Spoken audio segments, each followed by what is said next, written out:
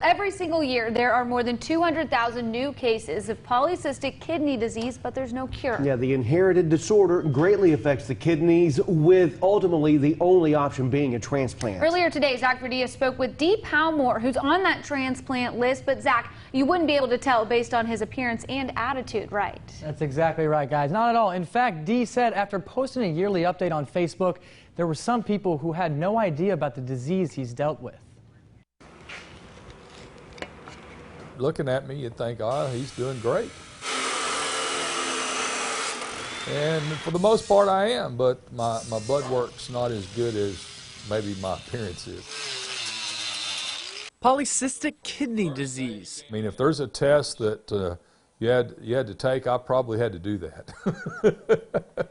An inherited disorder that causes clusters of cysts to develop in the kidneys. Something former WFISD teacher, coach, and principal Dee Palmore lives with every day. Stress tests and EKGs and CT scan of my area to make sure that a kidney would go there. The femoral artery is the right size and everything works. I have to do a monthly blood test to see where my markers are, and I have to send that in each month, so that they know exactly where I'm at on a monthly basis. A disease with no cure at the time besides a transplant, something Palmore's familiar with, losing his grandmother and mother to the disease, and now going through the transplant list process. You really see the impact when you start going through this process of all the different lives that have been affected by transplants and different things. There's some orientation, some material that I had to go through with the transplant center, and very eye-opening to see what all's going on out there.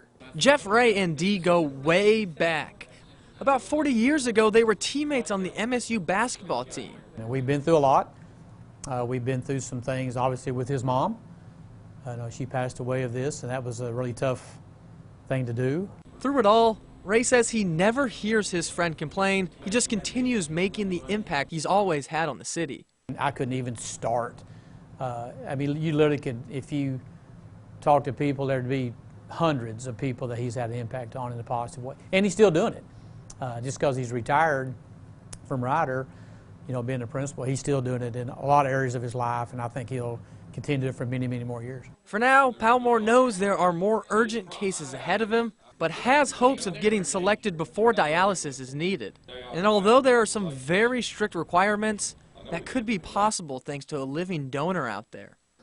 It's a very humbling experience to really talk about that with people, because that's giving up a lot. If you donate a kidney to someone that, when you're still living and active, it takes a lot. It takes a lot for someone to do that. There's no denying it takes a lot, but if you're a match for anyone, not just Dee, you could save a life. I'm kind of like one of those high mileage cars. They may look really good, but they got a lot of miles on them.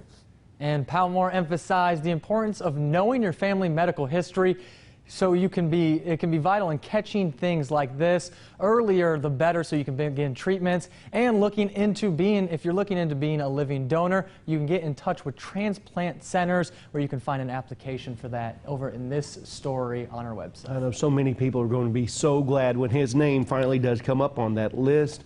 Okay, thanks for letting us know how Palmore's doing. Thank you very much, Zach.